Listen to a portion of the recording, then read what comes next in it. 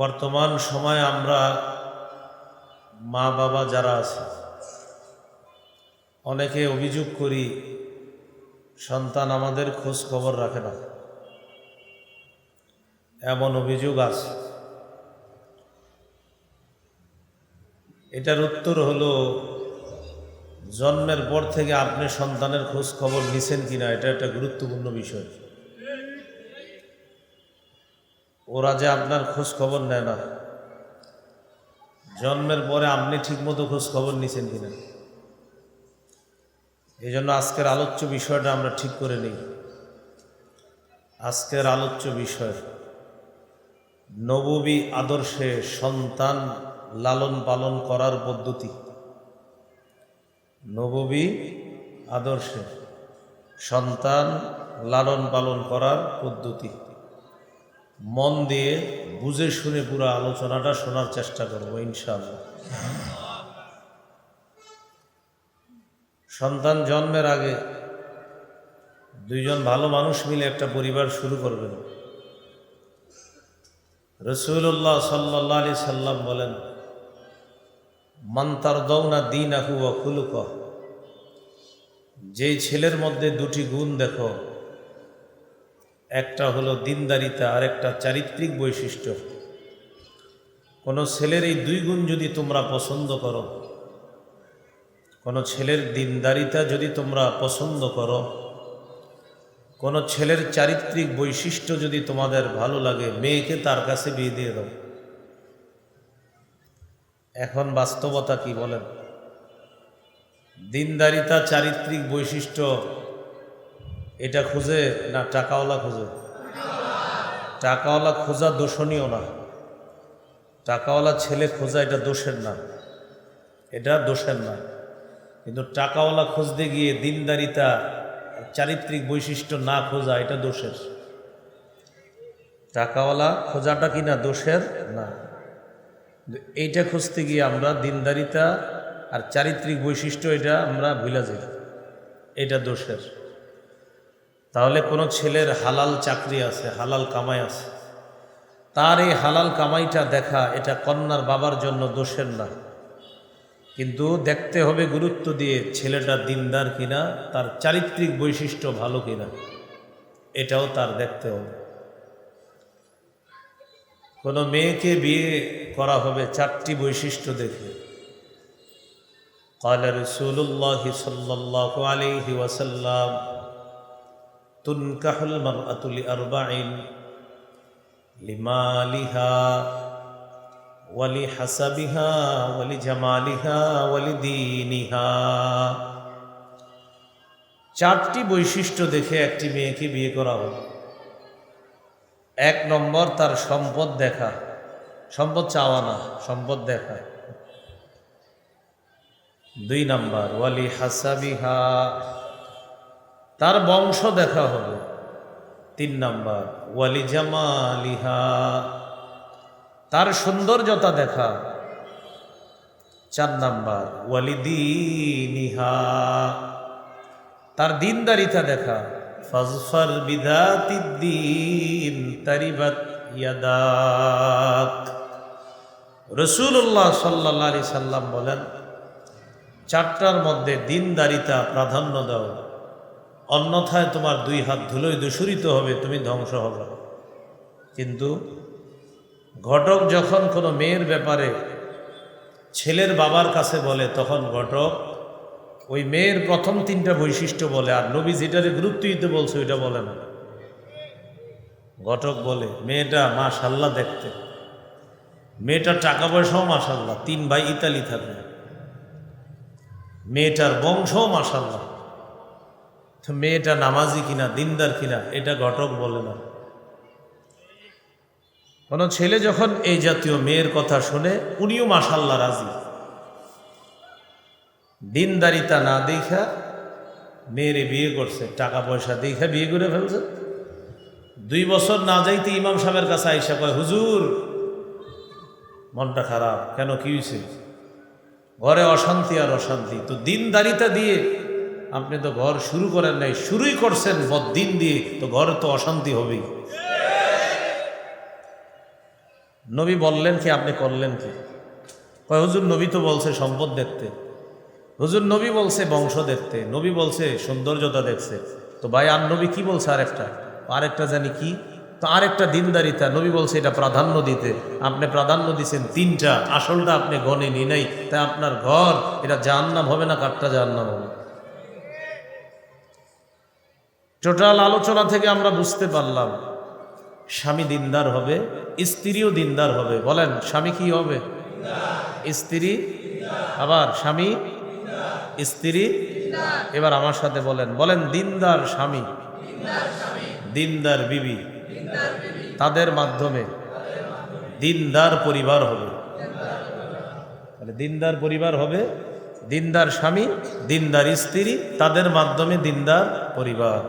আল্লাহ তাআলা আজকের আলোচনার এতটুকু অংশ গুরুত্ব সহকারে বুঝার তৌফিক দান করেন। সন্তান দুনিয়াতে আসবে সুন্নতি পদ্ধতিতে, স্বামী স্ত্রীর সম্পর্ক স্থাপন হবে আল্লাহ প্রদত্ত বৈধ পন্থায়। আল্লাহর কাছে সন্তান কামনা করবে, দোয়া পড়বে, বিসমিল্লাহি আল্লাহুম্মা জান্নিবিনাশ শাইতান ওয়া জান্নিবিশ শাইতানা মা রাযাকতানা। যতদিন আরবি দোয়াটা না পারবেন বাংলাটাও অন্তত বলতে হবে। কেউ হাসবো না আমরা। স্বামী স্ত্রী তারা একটা বৈধ সন্তান আল্লাহর কাছ থেকে নিবে, একটা বৈধ সম্পর্কের মাধ্যমে। এখন তারা এটা সুন্নাহ মোতাবেক আল্লাহর কাছ থেকে এই নেয়ামতটা তারা কামনা করবে, এই দোয়াটা পড়বে, বিসমিল্লাহি আল্লাহুম্মা জান্নিবনাশ শাইতান ওয়া জান্নিবিশ শাইতানা মা রাযাকতানা। আল্লাহ আমাদেরকে শয়তান থেকে দূরে রাখেন, আর আমাদেরকে যে সন্তান দান করবেন এই সন্তানকেও শয়তান থেকে দূরে রাখেন। আল্লাহ আমাদেরকে শয়তান থেকে দূরে রাখেন, আর আমাদের সন্তানটাকে শয়তান থেকে দূরে রাখেন, এই দোয়া করুন। আল্লাহ যদি তাদের এই সম্পর্কের ফলে তাদের জন্য সন্তান নির্ধারণ করে, আর এই সন্তান যখন দুনিয়াতে আসবে, নবীজি বলেন লাম ইয়াদুররুহু শাইতানু আবাদা, শয়তান এই সন্তানকে কখনো ক্ষতি করতে পারবে না। সন্তান দুনিয়াতে আসলো, এবার আমাদের মূল আলোচনা শুরু হবে। নববী পদ্ধতিতে সন্তানটা লালন পালন করতে হবে।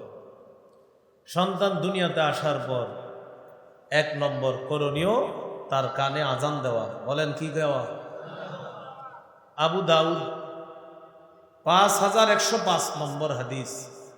এই হাদিসের বর্ণনাকারী উবাইদুল্লাহ ইবনে আবি রাফে তিনি বলেন, রাআইতু রাসূলুল্লাহ সাল্লাল্লাহু আলাইহি ওয়াসাল্লাম আযানা ফি উযুনিল হাসান ইবনে আলী ইবনে আবি তালিব রাদিয়াল্লাহু তাআলা আন হিনা ওয়ালাদাতহু ফাতিমাতু বিস-সালাহ। যেদিন আলী রাদিয়াল্লাহু তাআলা আনহুর সন্তান হযরতে হাসান রাদিয়াল্লাহু তাআলা আন, তিনি যেদিন দুনিয়াতে আসলেন, হযরত ফাতেমা রাদিয়াল্লাহু তাআলা আনহা যেদিন তাকে জন্ম দিলেন, সাহাবী বলেন মুয়াজ্জিন সাহেব নামাজের যেই আজানটা দেয় আমি নবীকে দেখলাম, মুয়াজ্জিনের ওই আজানটাই নবী হযরত হাসানের কানের মধ্যে দিতেছে। এখন আপনারা সুবহানাল্লাহ তো জোরে বলছেন, ঠিক আছে, এই আমলটা করবেন না, কিন্তু আপনারা মেয়ে হইলে তো আজানের কথাও ভুলে যাবেন। ছেলে হইলে আজান দেয়, মিষ্টি দোকানে সবগুলারে অর্ডার দেয়, আর মেয়ে হইলে কাউরে কয় না, ফোন দিয়ে জিজ্ঞাসা করে কি কি খবর, সুসংবাদ আসেনি, তোকে বাতিছিস, তোকে কি হয়েছে, মানে খুশি না মন খারাপ। মেয়ে হইলে যে মন খারাপ হয় অনেকের, এটাও কোরআনে আছে। 14 পারা 12 নম্বর পৃষ্ঠা সূরা নাহলের 58 নম্বর আয়াতে আছে, ওয়া ইযা বুশিরা আহাদুহুম বিল উনসা যাল্লা ওয়াজহুহু মুসওয়াদ্দাও ওয়া হুয়া কাযীম। কিছু মানুষ আছে তাদেরকে যখন কন্যা সন্তানের সুসংবাদ দেওয়া হয় তাদের চেহারাটা কালো হয়ে যায়, দুঃখে ভারাক্রান্ত হয়ে যায়। কেন? তার মেয়ে হইল। বলেন নাউজুবিল্লাহ। সবাই আমার সাথে বলেন অথচ। বলেন আল্লাহ তাআলা ছেলে মেয়ের আলোচনা করতে গিয়ে প্রথমে মেয়ের আলোচনা করেছেন, পরে ছেলের আলোচনা করছে। আপনারা বুঝে থাকলে বলেন আল্লাহ ছেলে মেয়ের আলোচনায় আগে কার কথা বলছে? যেটা হইলে চেহারা কালো করে না। 25 পারা 7 নম্বর পৃষ্ঠা সূরাতুশ শূরা 49-50 নম্বর আয়াতে আল্লাহ বলেন কুসসামাওয়াতি ওয়াল আরদ, আসমান জমিনের রাজত্ব আল্লাহ। ইয়াখলুকু মা ইয়াশা, তিনি যা ইচ্ছা তা সৃষ্টি করেন। ইয়াহাবু লিমান ইয়াশাউ ইনাসা, তিনি যাকে ইচ্ছা তাকে কন্যা দান করেন। তিনি যাকে ইচ্ছা তাকে, আগে কার কথা বলছে? কন্যার কথা। ওয়ায়াহাবু লিমান ইয়াশাউ যুকুর, তিনি যাকে ইচ্ছা ছেলে দান করেন। তাহলে আগে কন্যা বললেন, পরে ছেলে বললেন। এজন্য মেয়ে হইলে দামি মিষ্টি খাওয়াবেন, মেয়ে হইলে। আর ছেলে হইলে ওরছে কম দামিটা খাওয়াবেন। মেয়ে হইলে খাওয়াবেন পঞ্চ মিষ্টি দামিটা, ছেলে হইলে রসগোল্লা খাওয়াই দেবেন। বাস যাও। দুই জায়গায় ভাই এটা কি মিষ্টি খাওয়াইলেন? কইবেন মেয়ে প্রথমে হইছে, আর মেয়ে হওয়ার পর আমি খুশি বেশি হয়েছি, সমাজের কুসংস্কার দূর করার জন্য দামি মিষ্টি খাওয়াইছি মানুষের। মেয়ে হওয়ার পর ছেলে হইছে, কোনো মতে মিষ্টি একটা খাওয়াই দিছে আপনাদেরকে। যদি বলে কেন ভাই, সবাই তো ছেলে হইলে দামিটা খাওয়ায়, আপনি বলবেন এই জন্যই তো, কুসংস্কার দূর করার জন্য। মেয়ের কথাটা মানুষ যেন এটা কুসংস্কার হিসাবে না নেয়, তাই আমি কুসংস্কার দূর করার জন্য আমি মেয়ে হওয়াতে দামিটা খাওয়াইছি, ছেলে হইছে মোটামুটি একটা খাওয়াই দিচ্ছি। মনে থাকবে নি? ইনশাল্লাহ তো কইছেন, কিন্তু আসলে তো এরকম করবে না। সমাজের মানুষগুলার আকলও হয়ে গেছে এমন, মেয়ে হইলে মিষ্টিও ভুলে যায়, আবার অন্যরা মিষ্টি খাইতেও চায় না।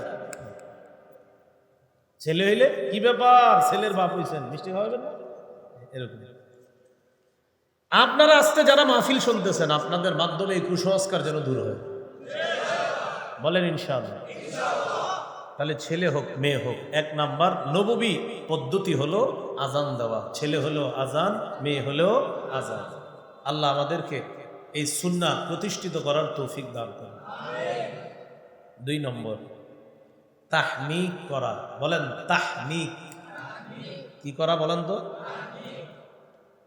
তাহনিক কাকে বলে একটু মন দিয়ে বুঝেন। কোন আল্লাহওয়ালা বুজুর্গের মুখে একটা খেজুর চাবানো, ওই খেজুর চাবানো লালা নবজাতকের মুখের ভিতরে দিয়ে দিবেন। খেজুরের সামান্য অংশ মুখের ভিতরে তালুর মধ্যে লাগায় দিবেন, এটাকে বলে তাহনিক। সহিহ বুখারীর বর্ণনা 3909 নম্বর হাদিস। আবু বকর সিদ্দিক রাদিয়াল্লাহু তাআলা আনহুর কন্যা আসমা রাদিয়াল্লাহু তাআলা আনহা সন্তান সম্ভবা। তিনি মক্কা থেকে হিজরত করে রওনা করলেন মদিনায়। তিনি বলেন ওয়া আনা মুতিম্মুন, আমি আসন্ন প্রসবা। আসন্ন প্রসবার সুন্দর বাংলা হলো যে কোনো সময় সন্তান হয়ে যেতে পারে, কিন্তু আল্লাহর ইচ্ছা আসমার সন্তান যে কোনো সময় হবে না, মদিনা যাওয়ার পর হবে, এটা আল্লাহর ইচ্ছা। সুবহানাল্লাহ। আসমা রাদিয়াল্লাহু তাআলা আনহা বলেন আমি রওনা করলাম, সবার ভাবনা যে কোনো সময় আমার প্রসব বেদনা উঠবে, রাস্তায় আমার সন্তান হয়ে যেতে পারে, কিন্তু হয় না। নাজালতু বিকুবা, আমি মদিনার কুবা এলাকায় গেলাম, যে এলাকায় রাসূলুল্লাহ সাল্লাল্লাহু আলাইহি সাল্লাম 14 দিন অবস্থান করছে, ওই এলাকায় গেলাম। ওখানে নবীজি একটা মসজিদ নির্মাণ করছে, মসজিদটাকে বলা হয় মসজিদে কুবা। যারা উমরায় যাবেন, হজে যাবেন, হোটেল থেকে উজু করে ওই মসজিদে গিয়ে 2 রাকাত নামাজ পড়বেন, আল্লাহ একটা উমরার সওয়াব দান করবেন। আসমা রাদিয়াল্লাহু তাআলা আনহা বলেন ফাওয়ালাতুহু, আমি কুবা এলাকায় যাওয়ার পর আমার ছেলে আব্দুল্লাহকে আমি জন্ম দিলাম। এই ছেলের নামই আব্দুল্লাহ ইবনে জুবায়ের। পরবর্তীতে জালেম বাদশা হাজ্জাজ বিন ইউসুফের সাথে যার লড়াই হয়েছে, এই সেই ছেলে আব্দুল্লাহ ইবনে জুবায়ের। এখানে একটা বিষয় আপনারা মনে রেখেন, সাহাবায়ে কেরাম হিজরত করে মক্কা থেকে মদিনায় যাওয়ার পর কারো সন্তান হয় না। ইহুদিরা বলাবলি করতে লাগলো, ছি ছি, এগুলা কেমন জাতি, এদের দিয়ে কোনো সন্তান হয় না, এরা মনে হয় ভালো জাতি না। আল্লাহ তাআলার কৌশল, গর্ভবতী আসমা রাদিয়াল্লাহু তাআলা আনহাকে আল্লাহ নিয়ে গেলেন মদিনায়। হযরতে আসমার সন্তান হওয়ার মাধ্যমে আল্লাহ তাআলা ইহুদিদের ওই ধারণাকে আল্লাহ পাল্টায়া দিয়া বুঝায়া দিলেন, সাহাবায়ে কেরামের সন্তান হয়। হিজরতকারী সাহাবীদের মধ্যে সর্বপ্রথম সন্তান এই আসমা রাদিয়াল্লাহু তাআলা আনহার সন্তান, যার নাম আব্দুল্লাহ ইবনে জুবায়ের। তাহলে আপনাদেরকে প্রশ্ন করি, বলেন হিজরতকারী সাহাবীদের সর্বপ্রথম সন্তানটার নাম কি? মাশাআল্লাহ, মদিনায় সর্বপ্রথম হিজরতকারী সাহাবীদের সন্তানের নাম আব্দুল্লাহ ইবনে জুবায়ের। সবাই খুশি, নবীও খুশি। নবীজির কোলে নিয়ে ছেলেটাকে দিস। নবীজি দা বিতাম্র, খেজুর আনাইলেন, ফামাদাগাহা, খেজুর চাবাইলেন, ফাতাফালা ফি ফি, খেজুর চাবানো থুতু আব্দুল্লাহর মুখের মধ্যে দিয়ে দিলেন। ওয়াহান্নাকাহু বিতাম্র, খেজুরের সামান্য একটু অংশ আব্দুল্লাহ ইবনে জুবায়েরের মুখের ভিতরে তালুর মধ্যে লাগায়া দিলেন। হাদিসের মধ্যে আছে, ফাকানা আউয়ালা শাইইন দাখালা বাতনা আব্দুল্লাহ রিকু রাসূলিল্লাহি সাল্লাল্লাহু আলাইহি ওয়াসাল্লাম।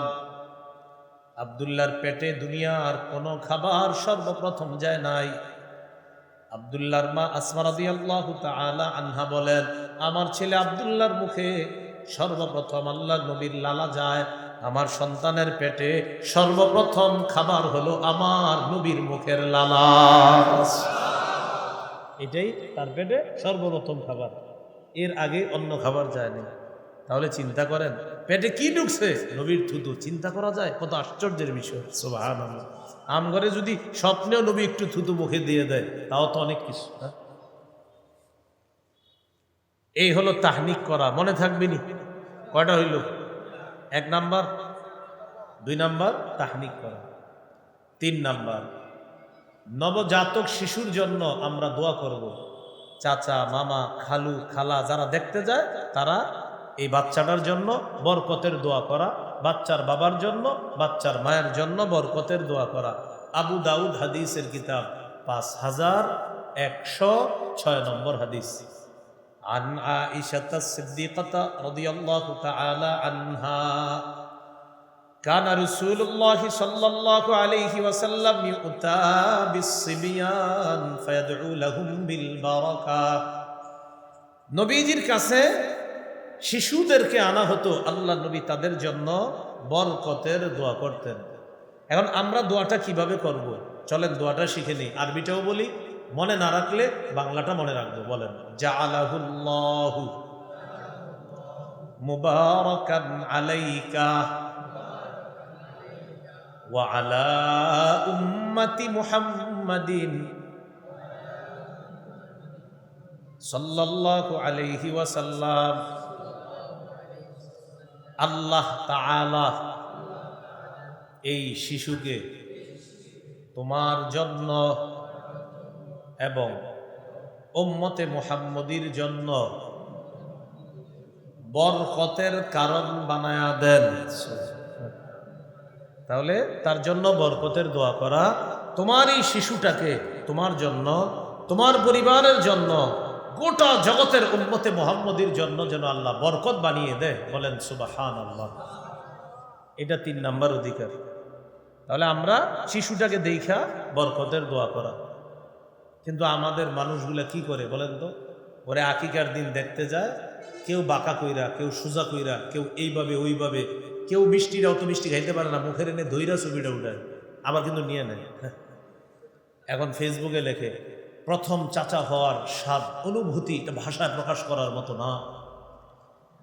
বাবা হওয়ার কি যে অনুভূতি, এটা শুধু যে বাবা সেই বুঝতে পারে। আমরা তো বুঝছি বিষয়টা, আপনি লাইনে দেওয়া দরকার কি বলেন? এই অনুভূতি প্রকাশ করতে গিয়ে দোয়া করা ভুলা যায়, বরকতের দোয়া করা ভুলা যায়। ওই সবাই অনুভূতির মধ্যে আছে। আমার সাথে আপনারা বলেন, অনুভূতি প্রকাশ করব নাকি বেশি দোয়া করব? এটা দোয়া করব। এই হলো 3 নাম্বার। 4 নাম্বার, শিশু সন্তান কান্না করলে তার কান্না থামিয়ে দেওয়া, এটা তার অধিকার। শিশু কাঁদতেছে, শিশুর মা নামাজে আছে, আপনি দৌড়ে গিয়ে ওরে কোলে নেন, কিন্তু আপনার এত সময় কোথায়? মোবাইল দেখতেছেন আর বলতেন এই ওরে কোলে নাও না কেন, এত কাঁদতেছে, লও তাড়াতাড়ি, এ ঘরে তোরা কেউ নাই, কোলে নে। মানে এত ব্যস্ত, হ্যাঁ এইদিকে চাই আমার সুযোগ নেই, কোলে নে।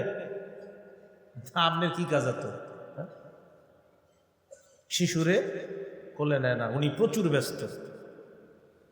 শিশুর 4 নম্বর অধিকার, শিশু কান্না করলে তার কান্না থামানো, এটা অধিকার। সহিহ বুখারী 868 নম্বর হাদিস। এই হাদিস শোনেন কি বলে নবীজি। قال رسول الله صلى الله عليه وسلم إني لأقوم إلى الصلاة وأريد أن أطول فيها। নবীজি বলেন আমি নামাজে দাঁড়াই, নামাজে লম্বা কেরাত পড়ার নিয়ত করি।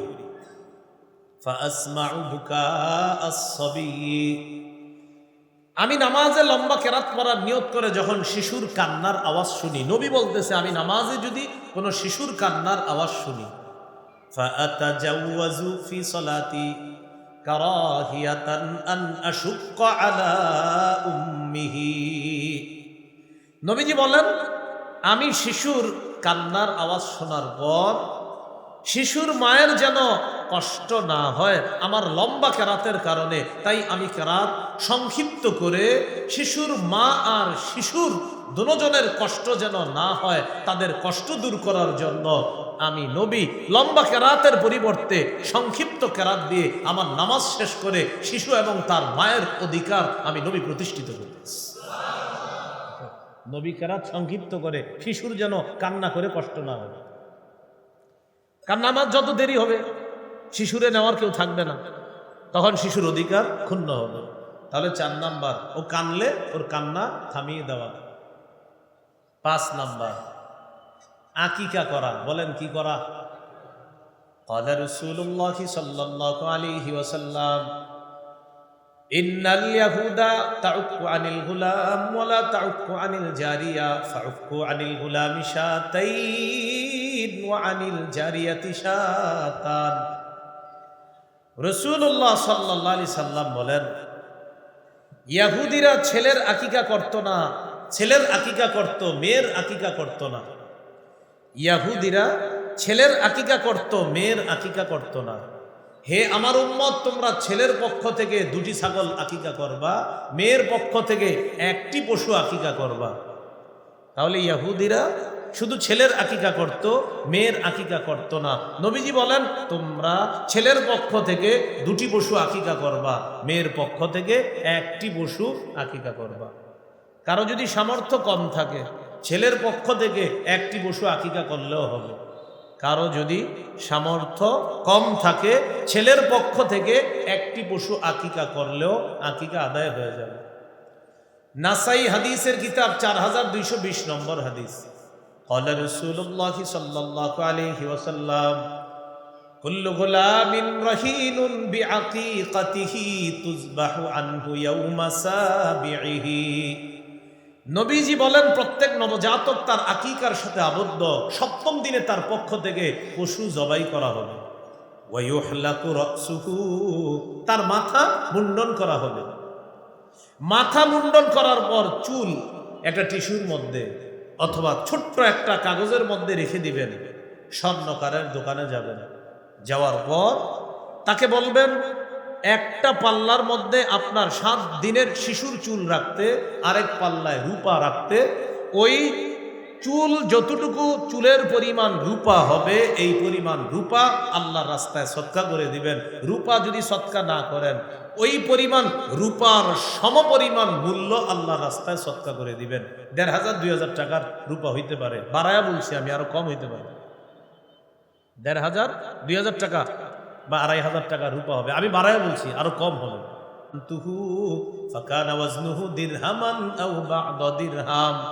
আমি হাসানের 7 দিনের মাথার চুল ওজন করলাম, হাসানের চুলের পরিমাণ হলো 1 দিরহাম রূপা অথবা 1 দিরহামের কাছাকাছি। আমি এই পরিমাণ রূপা আল্লাহর রাস্তায় সদকা করে দিলাম। তাহলে 5 নাম্বার আকিকা করা। আর قد أنزلنا عليكم لباسا يواري سوآتكم وريشا ولباس التقوى ذلك خير।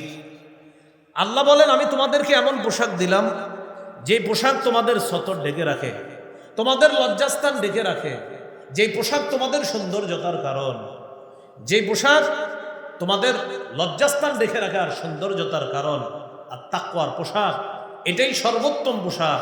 শিশুকে ছোটবেলা থেকে যদি ওর হাঁটু ঢাকা শিখান, ও যখন একটু বড় হয় দেখবেন প্যান্ট খালি টানতে থাকে নিচের দিকে। ঘটনা কি, ওর মাথায় ঢুকে গেছে যে আমার প্যান্ট তো উপরে থাকার কথা না, এটা নিচে থাকার কথা। ওর বয়স মাত্র 1.5-2 বছর, কিন্তু ওর এই হাঁটু ঢাকা আপনি শিখায় ফেলছেন। এখন ওর যখন বয়স বাড়ে, ও যখন লম্বা হয়, ওর প্যান্টটা ছোট হয়ে যায়, দেখবেন প্যান্ট টানতে থাকে, এভাবে নিচের দিকে টানতে থাকে। ঘটনা কি, ঘটনা হলো ওর মধ্যে এটা সেট হয়ে গেছে যে আমার তো এই জায়গা ঢাকনা থাকে, হঠাৎ এটা খোলা কেন। আপনি শুকরিয়া আদায় করবেন যে আমার সন্তানের মধ্যে এই মানসিকতা আল্লাহ জাগ্রত করে দিচ্ছে।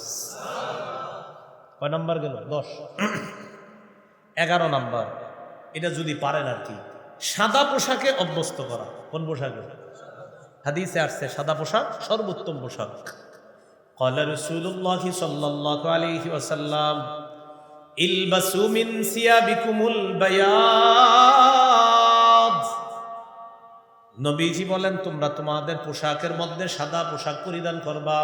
ফাইন্নাহু খায়রু সিয়াবিকুম, সাদা পোশাক তোমাদের জন্য সর্বোত্তম পোশাক। এরপর নবী বলেন কাফিনু ফিহা মাউতাকুম, এই সাদা পোশাকে মৃত মানুষটাকেও তোমরা কাফন দাফন করবা। জীবিতরা সাদা পোশাক পরবা, মরাকেও সাদা পোশাক পরায়া দিও। জীবিতরা সাদা কেন পরবে? জীবিত মানুষটা যখন দেখবে আমার শরীরে সাদা পোশাক, আমি যদি একটু পরে মারা যাই, মানুষ আমারে এই সাদা পোশাক দিয়ে আবার কবরে রাখবে। সাদা পোশাক মানুষকে মরণের কথা স্মরণ করে, সাদা পোশাক মানুষকে মরণের কথা স্মরণ করায় যে আমার শরীরে সাদা পোশাক। ইন্না লিল্লাহ, আমি যদি মারা যাই আমারে আমার আত্মীয় স্বজন সাদা পোশাক পরায় কবরে রাখবে। কয় নাম্বার গেল? 11। 12 নাম্বারটা অনেক গুরুত্বপূর্ণ। বলেন অহংকার প্রকাশ না পায় এমন পোশাকে সন্তানকে অভ্যস্ত করা। অহংকারের কারণ যেন না হয়, অহংকার যেন প্রদর্শন না হয়, এমন পোশাকে সন্তানকে আমরা অভ্যস্ত করব না। আপনার শিশু যদি ছোটবেলা 4-5টা শিশুর সাথে মিশে, ওরে আপনি এমন পোশাক পরায়েন না যেই পোশাক দিয়ে ও অন্যের সাথে গিয়ে গর্ব করে বলে হ্যাঁ দেখছো আমারটা, এরকম যেন না হয়।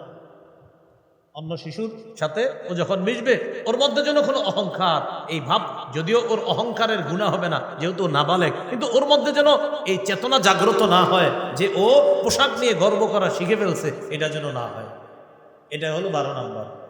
ক্বালা রাসূলুল্লাহ সাল্লাল্লাহু আলাইহি ওয়াসাল্লাম কুলু ওয়াশরাবু ওয়াতাসাদ্দাকু ওয়ালবাসু মা লাম ইখালিতহু ইসরাফুন আও মাখিলা। নবী বলেন তোমরা খাও, তোমরা পান করো, তোমরা দান করো, তোমরা পোশাক পরিধান করো যতক্ষণ অপচয় না হয় আর অহংকারের কারণ না হয়। উম্মত তোমরা খাও, তবে এটা যেন অপচয় না হয়, অহংকারের খানা যেন না হয়। তোমরা পান করো, পান করাটা যেন অপচয়ের কারণ না হয়, অহংকারের কারণ না হয়। তোমরা দান করো, দান যেন তোমাকে অহংকারী না বানায়। তোমরা পোশাক পরিধান করো, পোশাক যেন অপচয় আর অহংকারের কারণ না হয়। এটা আমরাও করতে হবে, সন্তানকেও এই বিষয়ে অভ্যস্ত করতে হবে। আল্লাহ কথাগুলা মনে রেখে আমল করার তৌফিক দান করেন। এই গেল 12। 13 নাম্বার, কত সুন্দর কথা, আল্লাহু আকবার। জুতা পরিধান করা শিক্ষা দেওয়া। সুবহানাল্লাহ। শিশুকে কি পরিধান করা শিক্ষা দেওয়া? জুতা। আমার নবী উম্মতের জন্য কত মায়া, জুতা পরবেন কিভাবে এটা নবী শিখিয়ে দিয়েছে। ক্বালা রাসূলুল্লাহ সাল্লাল্লাহু আলাইহি ওয়াসাল্লাম লা তামশি ফি না'লিন ওয়াহিদ। নবীজি বলেন এক পায়ে জুতা পরে হাঁটবা না, এক পায়ে জুতা পরে হাঁটবা না। বুখারীর বর্ণনা আসছে লিউনইলহিমা জামিআ আও লিউহফিহিমা জামিআ, হয়তো 2 পায়ে জুতা রেখে হাঁটবে, না হয় 2 পা খোলা রেখে হাঁটবে। শিশু মাঝে মাঝে দেখবেন ওরা এক পায়ে জুতা পরে আর এক পা খালি রাখে, না, ওরে শিখাবেন বাবা এমন না, মা এমনটা না, হয়তো 2 পায়ে জুতা, হ্যাঁ এইভাবে জুতা পরবা, অথবা 2 পা খোলা রাখবেন, 1 পায়ে জুতা, এটা যেন ওর মধ্যে মানসিকতা না আসে। কেন? আমার নবী বলছে 1 পায়ে জুতা রাখবা না, হয়তো 2 পা খালি রাখো, না হয় 2 পায়ে জুতা রাখো। 1 পায়ে জুতা রাখলে শিশু বারবার পড়ে যাওয়ার সম্ভাবনা আছে। এই হলো 13 নাম্বার, জুতা পরিধান করা। 14 নাম্বার, সব কিছু ডান দিক থেকে করার শিক্ষা দেওয়া। সুবহানাল্লাহ। কানা রাসূলুল্লাহ সাল্লাল্লাহু আলাইহি ওয়াসাল্লাম ইউজিবুহু আত-তায়াম্মুনু ফিত-তানাউলি ওয়াত-তারাজ্জুলি ওয়া ফি তুহুরিহি ওয়া ফি শা'নিহি কুল্লিহি। নবীজি জুতা পরিধান করতেন ডান দিক থেকে, চুল আশ্রাইতেন ডান দিক থেকে, পবিত্রতা অর্জন করতেন ডান দিক থেকে। নবী সব কাজে ডান পছন্দ করতেন। আমিও শিশুকে সব কাজে ডান শিখাবো, বলেন ইনশাআল্লাহ। কত গেল? 14। 15 নাম্বারটা আমার সাথে বলেন, বলেন ছেলে শিশুকে, হ্যাঁ এখানে সব শিশু না, শুধু ছেলে শিশু, বলেন ছেলে শিশুকে রেশম এবং স্বর্ণ থেকে দূরে রাখা। বলেন তো আবার, ছেলে শিশুকে স্বর্ণ থেকে দূরে রাখা।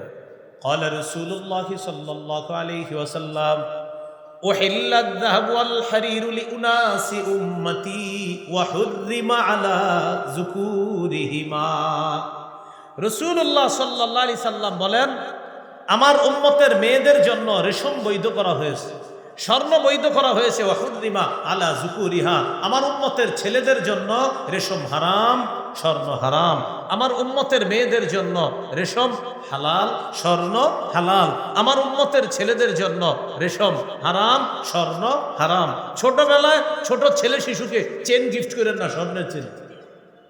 বলতে পারেন হুজুর ওর জন্য তো গুনাহ না, ও নাবালেগ, দৌড়ে শিখেন না।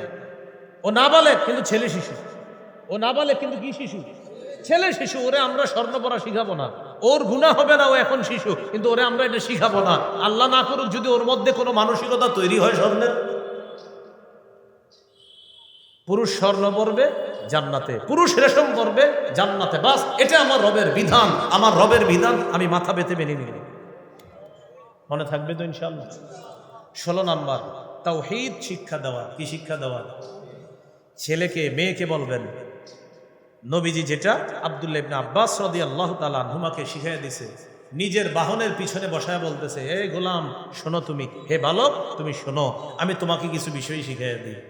ইহফাজিল্লাহ ইয়াহফাজকা, তুমি সদা সর্বদা আল্লাহর বিধিবিধানগুলো রক্ষা করবা, আল্লাহ তোমাকে রক্ষা করবে।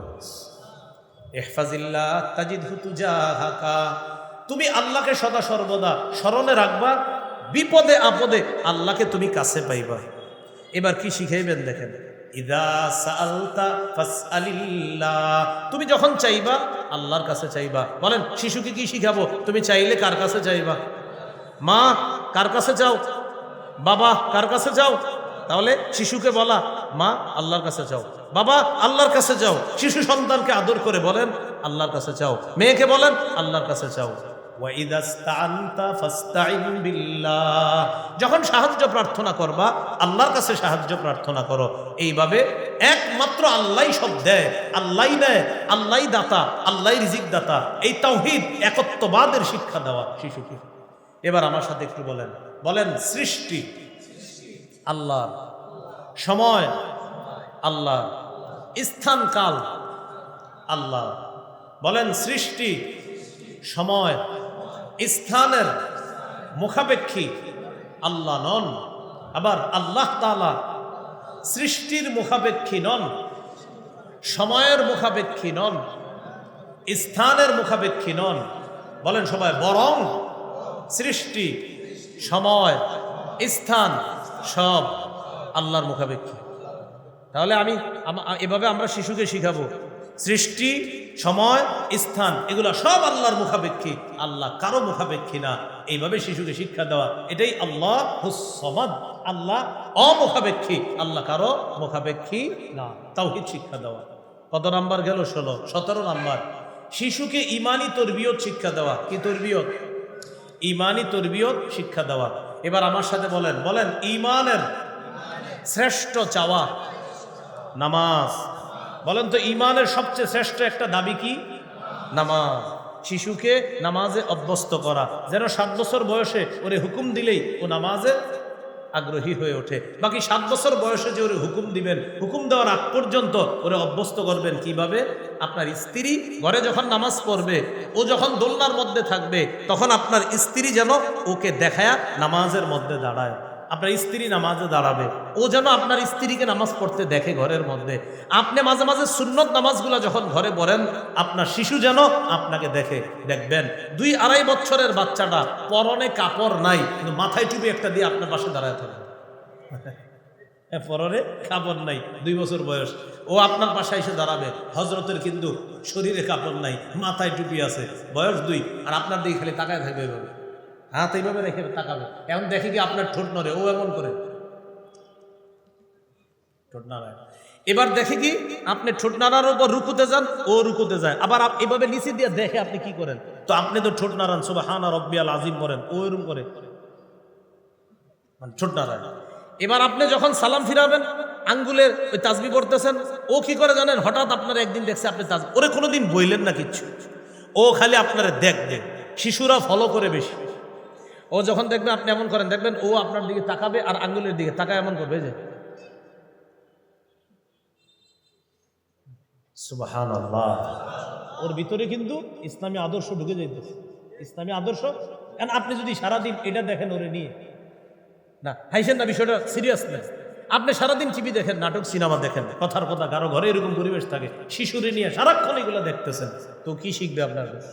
হ্যাঁ, এই শিশু আপনারে ওই পরবর্তীতে আর খাবার দাবার দেয় না। এটাই সে হুজুরদেরকে বলেন, হুজুর সন্তান খোঁজখবর নেয় না, আপনি ঠিক মতো ওদের খোঁজখবর নেন না। আপনি কেন সারাক্ষণ টিভি দেখাইছেন? কেন আপনি সারাক্ষণ নাটক দেখলেন ওরে নিয়ে? কেন আপনি সারাক্ষণ ওরে অশ্লীল জিনিসগুলো দেখাইলেন ছোটবেলা? এখন বড় হওয়ার পর ও আপনার খবর নেয় না কেন? ছোটবেলা থেকে ওরে আপনি দিন শিক্ষা দিলেন না কেন? তাহলে 17 নাম্বার ইমানি তরবিয়ত শিক্ষা দেওয়া। ইমানের শ্রেষ্ঠ একটা দাবি হলো কি? নামাজ। নামাজ শিক্ষা দেওয়া। রাসূলুল্লাহ সাল্লাল্লাহু আলাইহি সাল্লাম বলেন, মুরু আওলাদাকুম বিস-সালাহ ওয়া হুম আবনাউ 7 সিনিন। তোমরা তোমাদের সন্তানদেরকে নামাজের আদেশ করো যখন তাদের বয়স 7 বছর। ওয়াদরিবুহুম আলাইহা ওয়া হুম আবনাউ 10 সিনিন। যখন তাদের বয়স 10 বছর, তখন তাদেরকে প্রয়োজনে মৃদু আঘাত করো। মনে থাকবে তো ইনশাআল্লাহ? 17। একটু ধৈর্যচ্যুত হয়েন না, গুরুত্বপূর্ণ আর কয়েকটা অংশ বাস শেষ করে দিন। এই গেল 17 নাম্বার। 18 নাম্বার, এটা আমার সাথে একটু বলেন। নামাজে শিশুর উপস্থিতি গুরুত্ব দেওয়া, ধমক দিয়ে তাকে তাড়িয়ে না দেওয়া। শিশুর উপস্থিতি নামাজে গুরুত্ব দিবেন। এবার একটা বুদ্ধি দিয়ে আপনাদেরকে, ওরা মাঝে মাঝে জ্বালায় নামাজে, এটাও ঠিক। এখন আপনারা মসজিদে আইনে কি করেন? 4-5 জন শিশু একসাথে দাঁড় করান, তো ওরা 4-5 জন একসাথে হইলে তো পুরো বাংলাদেশে আলাদা করে লায়, তো মসজিদ তো এখানে রাখবে না। ওরা 4-5 জন একসাথে হইলে কেমনে আপনা করে শান্তিতে থাকবে বলেন? তাহলে শিশুদেরকে মসজিদে আইনা একসাথে দাঁড়াইতে দিবেন না। একটা ওই কোনায়, আরেকটা আরেক খাম্বার সাথে দিবেন, আরেকটা আরেক খাম্বার। এইভাবে 5-6 জন অভিভাবক প্রত্যেকে আলাদা আলাদা জায়গায় শিশুদেরকে দাঁড় করাইবেন। আপনারা যখন রুকুতে যাবেন, ওরা ওদের কাজ চালায়। এইভাবে শয়তানি করতে পারে না, খালি এরকম করে আজকে একসাথে হইতে পারলাম না। এই তো ওরে আপনি তাড়ায়া দিয়েন না, ওরে মসজিদে রাখেন। এরপরেও যদি কোনো বেয়াদবি করে ফেলে, ওরে ধমক না দিয়ে ওর বাবাকে বলেন, ওর দাদাকে বলেন। শিশুরে ধমক দিয়েন না, ওর ভিতরে অন্যরকম মানসিকতা তৈরি হয়ে যেতে পারে। এই জন্য শিশুর মধ্যে যা করবেন, পাথরে খোদাই করা যেমন শিশু বয়সের শিক্ষাটা তেমন, পাথরে খোদাই যেমন শিশু বয়সের শিক্ষাটা তেমন। এই জন্য ওরে আপনি বকা না দিয়ে ইমাম সাহেবকে জানান, হুজুর এই কয়েকটা শিশু একটু ডিস্টার্ব করতেছে। ইমাম সাহেব ওই শিশুর মা বাবার সাথে কথা বলবে, অভিভাবকদের সাথে কথা বলবে। মানে আমি বুঝাইতে চাইলাম, আপনি কোনো ধমক দিয়েন না। ওর বাবা ওরে ধমক দিলে ও তেমন মাইন্ড করবে না, কিন্তু আপনি ধমক দিলে ওর ভিতরে একটু অন্যরকম কাজ করবে বিষয়টি। তো এই জন্য শিশুর উপস্থিতি গুরুত্ব দেওয়া, এটা হাদিসে আসছে। قال رسول الله صلى الله عليه وسلم إذا أما أحدكم الناس فليخفف। নবীজি বলেন, তোমাদের কেউ যখন ইমামতি করবা, তখন পিছনে মুসল্লিদের বিষয়টা একটু লক্ষ্য রাখা নামাজটা পড়াইবা। 4 শ্রেণীর মুসল্লিকে গুরুত্ব দিবা। কয় শ্রেণী?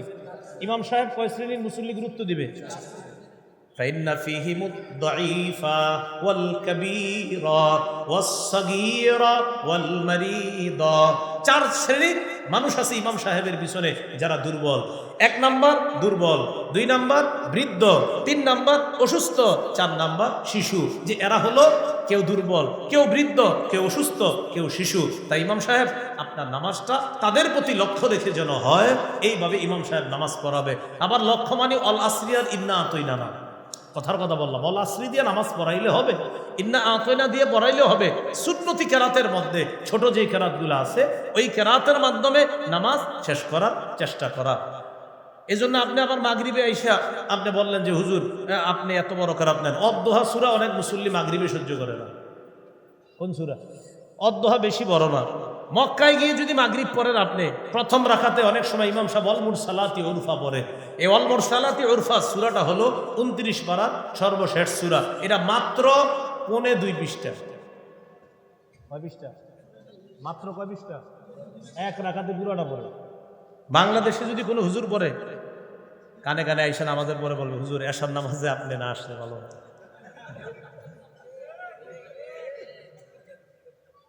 না আপনারা বলেন জি না হুজুর এমনটা করবো না, বলেন।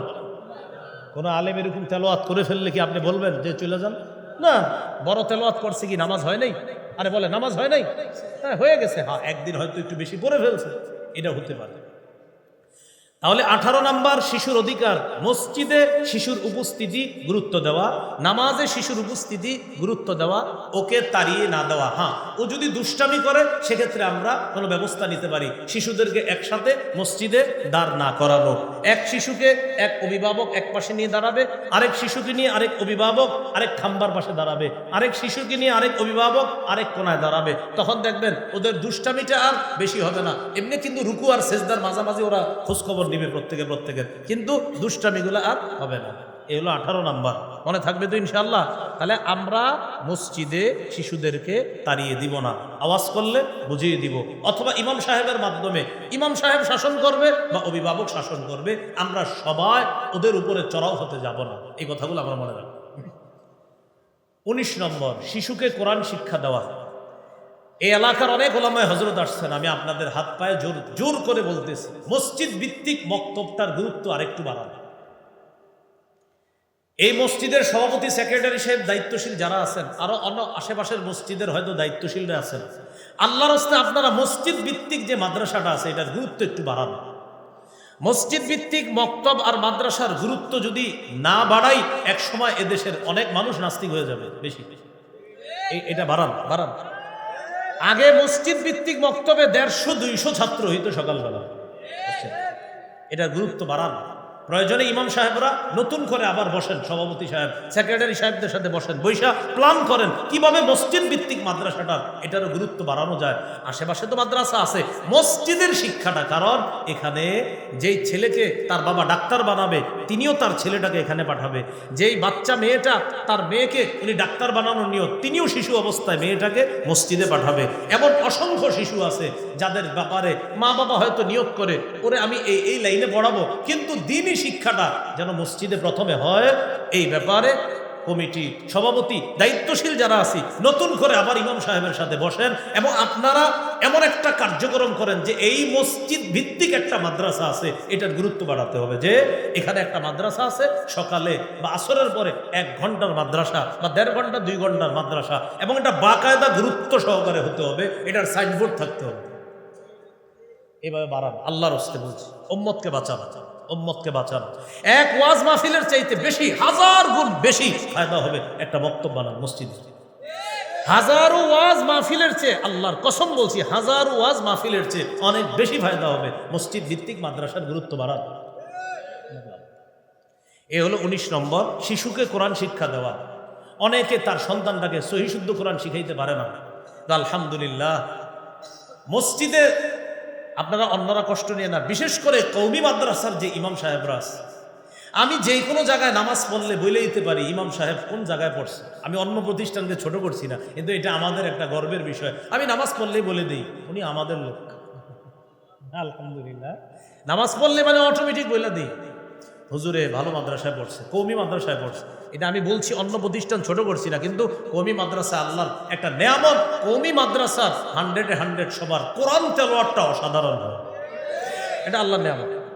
আপনি না, আমি বলছি না যে আমার কথাই শুধু আপনি অনুপ্রাণিত, আপনি খোঁজ নেন। এইখানে অনেকে আছেন, আপনারা কষ্ট নিয়ে না, আপনারা খোঁজ নেন, দেখবেন যে তাদের তেলাওয়াতটা আপনি অসাধারণ। আর প্রত্যেক বছর করেন শ্রেষ্ঠত্বের পুরস্কারটা আনতেছে কারা, আপনারা বলেন, আপনারা কেন বুঝেন না? তাহলে শিশুকে কোরআন শিক্ষা দেওয়া। তিরমিজির হাদিস 2910 নম্বর হাদিস, রাসূলুল্লাহ সাল্লাল্লাহু আলাইহি সাল্লাম বলেন, খায়রুকুম মান তাআল্লামাল কুরআনা ওয়া আল্লামা, তোমাদের মধ্যে সর্বোত্তম ওই ব্যক্তি যে কোরআন শিখে অন্যকে শিখায়।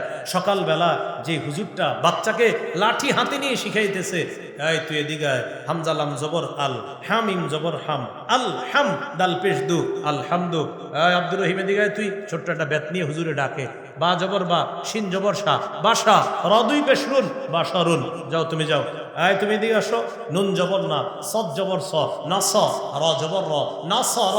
নবীজি বলেন, খায়রুকুম খায়রুকুম, যে পড়ছে আর পড়াচ্ছে আমি নবী তাদেরকে সর্বোত্তম বলে ঘোষণা করলাম। সর্বোত্তম। তাহলে দাম কি কম না অনেক বেশি? বললাম তো আমি মসজিদ ভিত্তিক বক্তব্যগুলোর গুরুত্ব বাড়ান।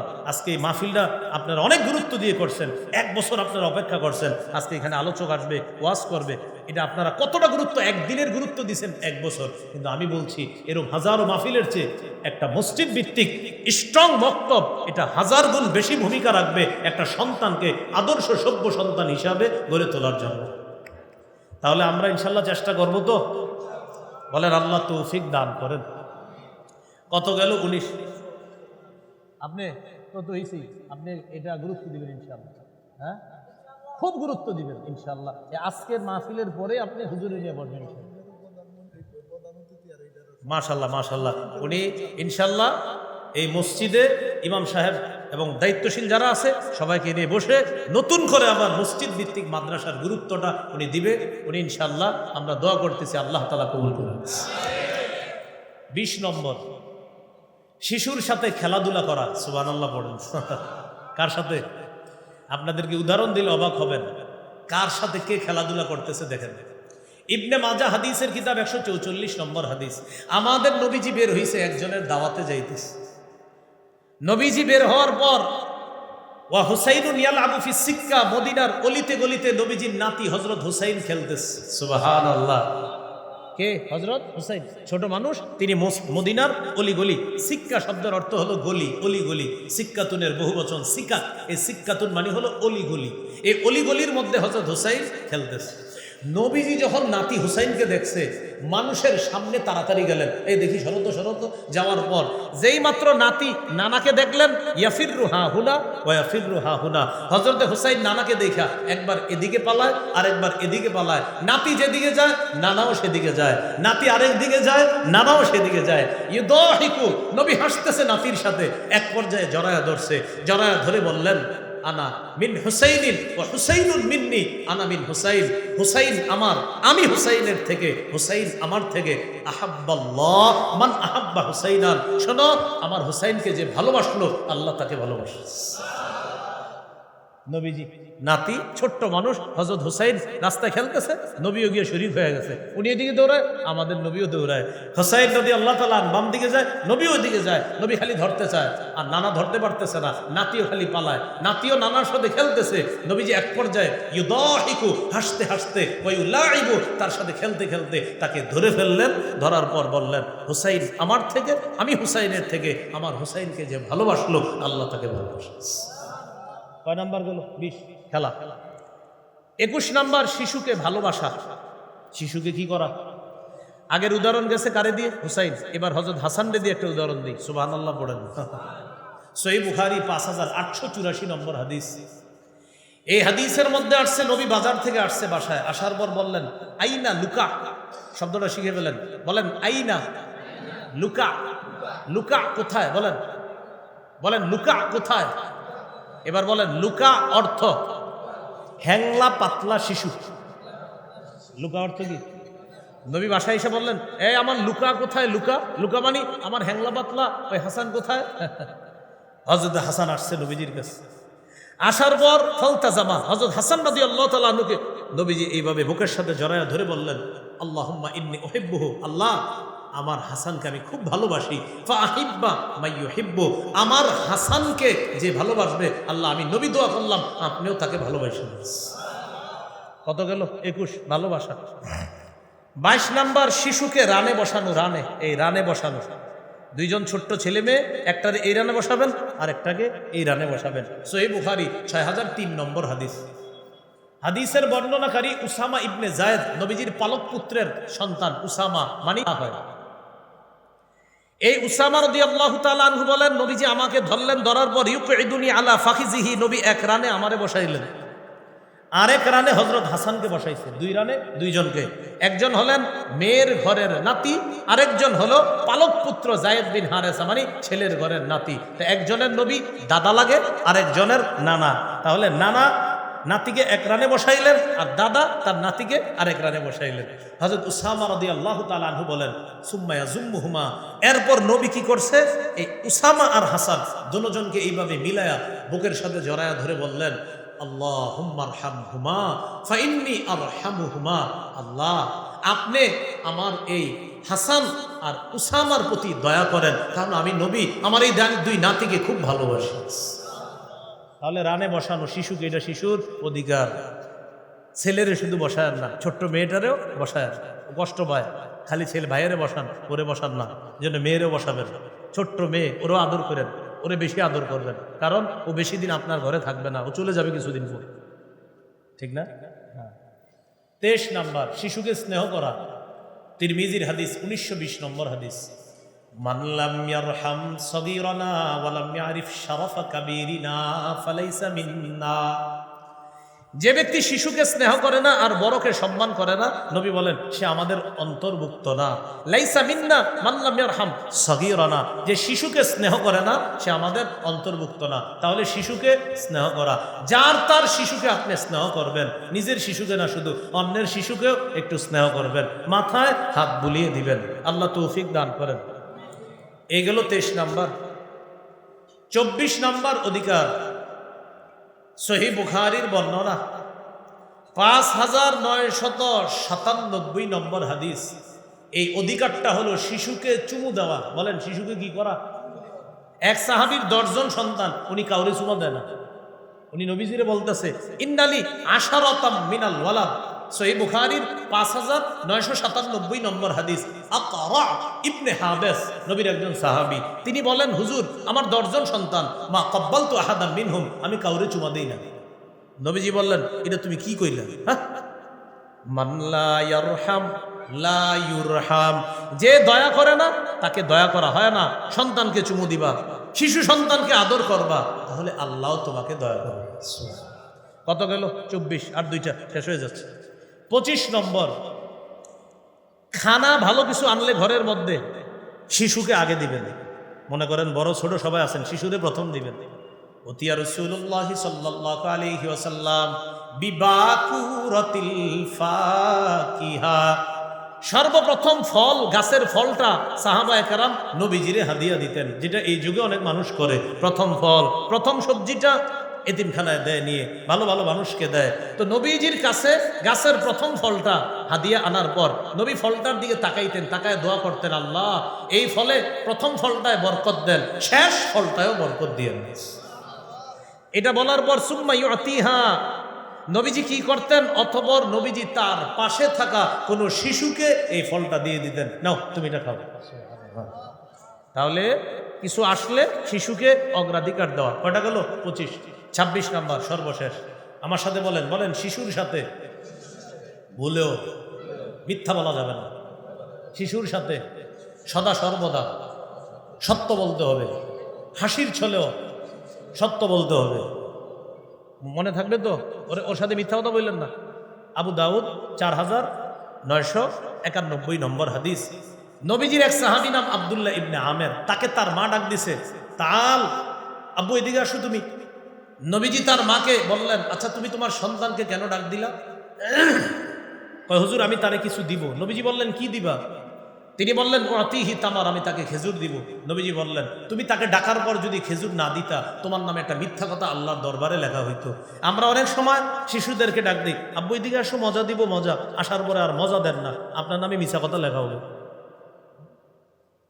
আসো আসো মজা দিব, দেন নাই, এইটা করেন না। হ্যাঁ, বাঘ বাঘ বাঘ আন্তাজি বললেন না, আসলে কি বাঘ আছে বললেন না? হ্যাঁ, এটা বলা যাবে না কিন্তু, আবু দাউদের হাদিস। নবীজি সাল্লাল্লাহু আলাইহি সাল্লাম বলছেন তুমি যে তোমার শিশুকে ডাকছো কিছু দিবা, যদি না দিতা তোমার নামে আল্লাহর খাতায় একটা মিথ্যা কথা লেখা হয়ে যেত। কয়টা অধিকার বললাম? 26টা। কয়টা? 26টা।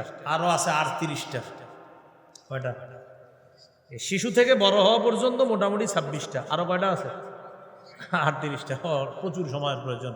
যতটুকু হয়েছে আজকে পর্যন্তই। মোট 64টা অধিকার আমার সংকলনে আছে, প্রায় 64টা। আজকে কয়টা বললাম? 26টা। তো 64তে আরো কয়টা লাগে? 38টা।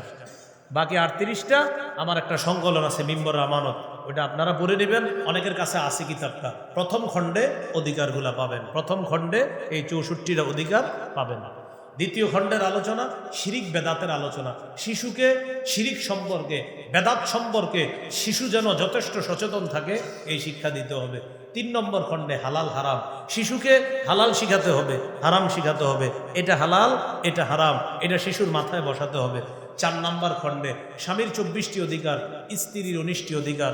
5 নম্বর খণ্ডে লা ইলাহা ইল্লাল্লাহর ব্যাখ্যা। 6 নম্বর খণ্ডে নামাজ। 7, 8 নম্বর খণ্ডে মাসালা। 9 নম্বর খণ্ডে জাকাত, রমজান। 10 নম্বর খণ্ডে হজ। আরও প্রয়োজন হলে ড্রাইভারের কাছ থেকেও নিতে পারেন কিতাবগুলা। 10 খণ্ডের কিতাব মিম্বরের আমানত, ওনার কাছ থেকে নিতে পারেন, অথবা অন্য কোনো মাধ্যমে লাইব্রেরি থেকে সংগ্রহ করে নিতে পারেন। মিম্বরের আমানত চাইলে 10 খণ্ড ওনার কাছ থেকেও নিতে পারেন, উনি কিছুটা কমে বিক্রি করে, তার কাছ থেকেও নিতে পারেন। আল্লাহ আমাদের সকলকে আজকে শৈশবের যে 26টা অধিকারের কথা বলা হলো, এই অধিকারগুলা আমি প্রতিষ্ঠিত করব ইনশাআল্লাহ। এরপর হুজুর রেগিয়ে পরবর্তীতে বলবো, হুজুর আমার ছেলে আমারে দেখে না, আমার মেয়ে আমারে দেখে না। আপনি এগুলা প্রতিষ্ঠিত করেন, আপনার ছেলে ইনশাআল্লাহ আপনাকে দেখবে, আপনার মেয়েও আপনার খোঁজখবর রাখবে ইনশাআল্লাহ। আল্লাহ আমাদের সকলকে এই কথাগুলা মনে রেখে বাস্তব জীবনে আমলে পরিণত করার তৌফিক দান করেন। সুবহানাল্লাহি ওয়া বিহামদিহি, সুবহানাকাল্লাহুম্মা ওয়া বিহামদিক, আশহাদু আল্লা ইলাহা ইল্লা আনতা আস্তাগফিরুকা ওয়া আতুবু ইলাইক। আমিন। ওয়া আখিরু দাওয়ানা আলহামদুলিল্লাহি রাব্বিল আলামিন।